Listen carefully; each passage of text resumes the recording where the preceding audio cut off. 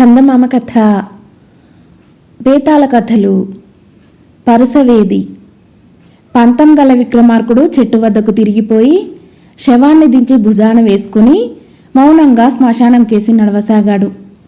అప్పుడు శవంలో ఉన్న బేతాళుడు, రాజా, నీవు ఈ అర్ధరాత్రి వేళ చాలా శ్రమపడుతున్నావు. నీ శ్రమ పోగొట్టడానికి ఒక చిన్న కథ చెబుతాను విను అంటూ ఈ విధంగా చెప్పసాగాడు. ఒకప్పుడు మరాల దేశాన్ని సుకేతుడనే రాజు పాలించాడు. ఆయన చాలా పరాక్రమవంతుడే, కానీ ధనవంతుడు కాడు. 12 ఏళ్ల పాటు కరువు వచ్చి మరాల దేశం అతి బీద దేశమైపోయింది. అందుచేత సుకేతుడు తన రాజ్యాన్ని విస్తరించుకోలేకపోయాడు. కరువుకు తాళలేక చాలామంది చచ్చిపోయారు. అనేకులు దూరదేశాలకు వలసపోయారు. ఈ స్థితిలో మరాల దేశానికి ఒక స్వర్ణకారుడు వచ్చాడు. ఆయన చాలా ముసలివాడు.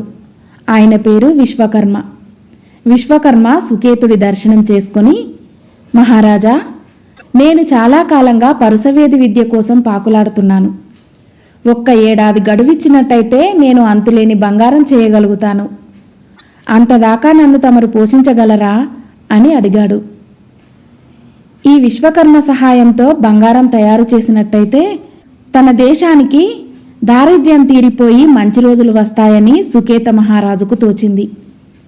సరే, 1 ఏడాది పాటు నీవు రాజసౌధంలోనే ఉండు. నీకు కావలసిన ఏర్పాట్లన్నీ నేను చేస్తాను.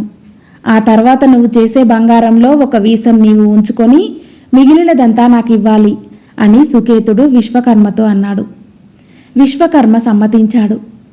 ఆయనకు ఒక కర్మాగారం ఏర్పాటు చేసి అందులో ఆయనకు కావలసిన కోలిమి, మూసలు, ద్రావకాలు మొదలైనవన్నీ ఏర్పాటు చేశారు.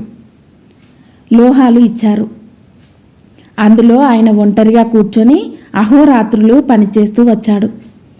వారాలు, నెలలు గడిచాయి. ఆయన అవసరాలన్నింటికీ రాజుగారు పుష్కలంగా డబ్బిస్తున్నారు. కాలం సుఖంగా వెళ్ళిపోతున్నది. చూస్తుండగానే ఏడాది పూర్తి అయింది. ఆఖరు రోజున విశ్వకర్మను రాజు తన దగ్గరకు పిలిపించి, ఏమయ్యా, నువ్వు పరసవేది తయారు చేయటం ఏమైంది అని అడిగాడు. మహారాజా, ప్రయోగాలింకా పూర్తి కాలేదు, అయిపోవచ్చాయి. ఇంకొక 6 నెలలు గడువిప్పిస్తే తమకు కావలసినంత బంగారం చేసి పెడతాను అన్నాడు విశ్వకర్మ వినయంగా. రాజుకు చాలా ఆగ్రహం వచ్చింది. ఏడాదిలో బంగారం చేస్తానని అబద్ధమాడావు. అయినా ఈసారికి నిన్ను క్షమిస్తున్నాను. 6 నెలల లోపుగా నువ్వు బంగారం చేయలేని పక్షంలో నీ తల కొట్టించి కోట గుమ్మానికి కట్టించగలను, జాగ్రత్త. నీ మీద ఎంతో ఆశలు పెట్టుకున్నాను. దేశానికి దారిద్ర్యం తీరిపోతే సైన్యాలను సమకూర్చి చుట్టుపట్ల ఉన్న రాజ్యాలన్నింటినీ జయించి చక్రవర్తి అవుదామనుకున్నాను. నా ఆశలన్నీ భగ్నం చేశావు. అయినా ఈసారికి క్షమించాను. 2వసారి క్షమించేది లేదు అన్నాడు సుకేత మహారాజు. విశ్వకర్మకు ఏమి చేయాలో తెలియలేదు.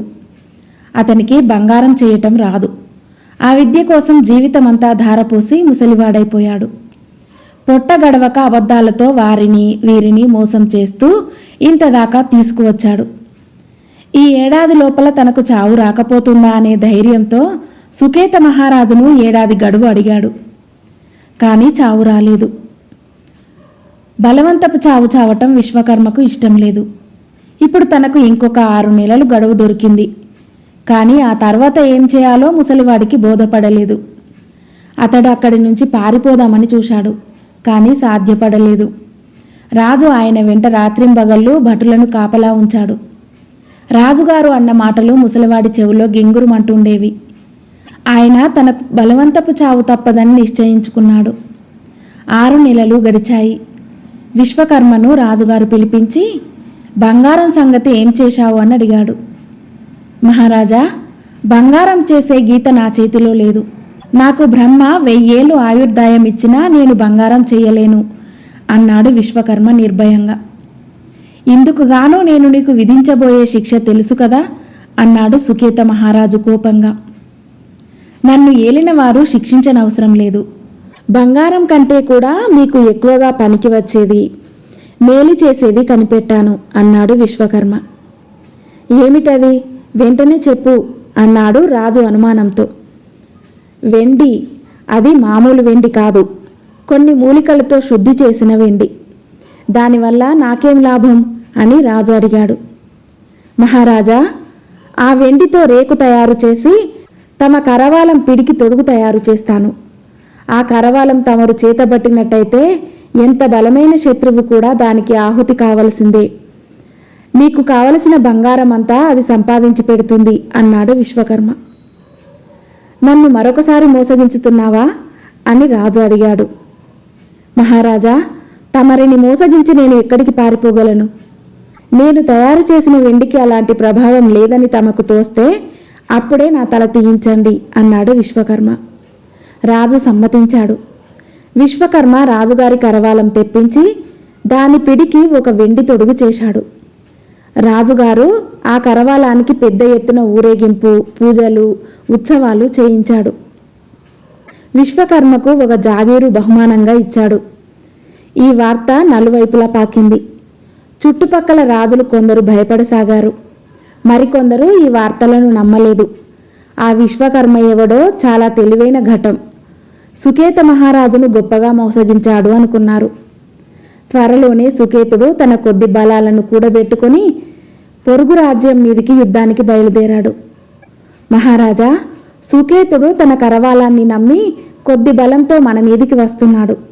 మనం భయపడవలసిన పని లేదు, యుద్ధానికి సిద్ధమవుదాం అని కొందరు మంత్రులు సలహా ఇచ్చారు. ఆ కరవాలంలో ఏదో మహిమ లేకపోతే అంత కొద్ది సైన్యంతో మన మీదికి యుద్ధానికి రావటానికి సుకేతుడు వెర్రివాడు కాడు. ఆ కరవాలం శత్రుకంఠం కొయ్యక విడవదని అందరూ అంటున్నారు.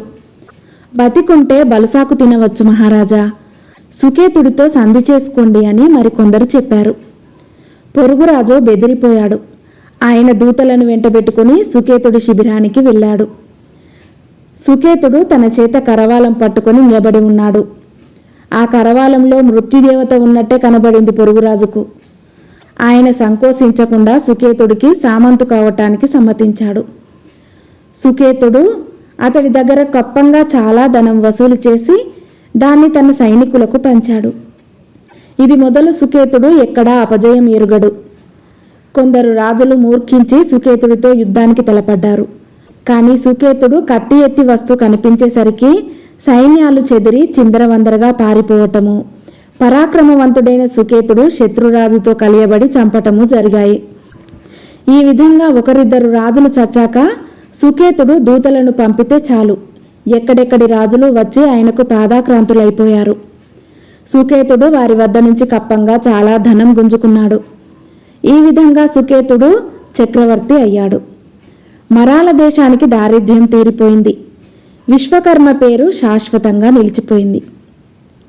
బేతాళుడి కథ చెప్పి, రాజా, ఎన్నో ఏళ్లపాటు ప్రయత్నించి కూడా చిన్నం ఎత్తు బంగారం చేయలేని విశ్వకర్మ ఇంత మహిమగల వెండిని 6 నెలల్లో ఎలా తయారు చేయగలిగాడు? అలాంటి వెండిని తయారు చేసే శక్తి తన వద్ద ఉండి కూడా ఆయన అబద్ధాలాడుతూ ఎందుకు పొట్టపోసుకోవాల్సి వచ్చింది?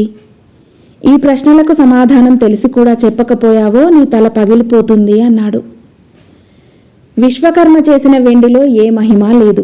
అన్ని మహిమలు నమ్మేవారి మనసులలోనే ఉన్నాయి. సుకేతుడు ఆ వెండికి మహిమ ఉన్నదని నమ్మటం వల్లనే కొద్ది సైన్యంతో యుద్ధానికి బయలుదేరాడు. అటువంటి నమ్మకమే ఉండటం మూలాన పొరుగురాజు యుద్ధం చేయకుండానే సుకేతుడికి లొంగిపోయాడు. నమ్మేవారి సంఖ్య పెరిగిన కొద్దీ మహిమ కూడా పెరిగింది. పదార్థాన్ని సృష్టించటం కంటే మహిమలను సృష్టించటం తేలిక. ఈ సంగతి గ్రహించక విశ్వకర్మ అబద్ధాలతో పుట్టపోసుకుంటూ వచ్చాడు. కానీ తన ప్రాణం మీదికి వచ్చేసరికి విశ్వకర్మకు ఈ రహస్యం తెలిసింది. ఇదే అతను ముసలితనంలో సాధించిన పరుసవేది అన్నాడు విక్రమార్కుడు. ఈ విధంగా రాజుకు తిరిగి మౌనభంగం కలగగానే బేతాళుడు శవంతో సహా మాయమై మళ్ళీ చెట్టెక్కాడు. కథ సమాప్తం.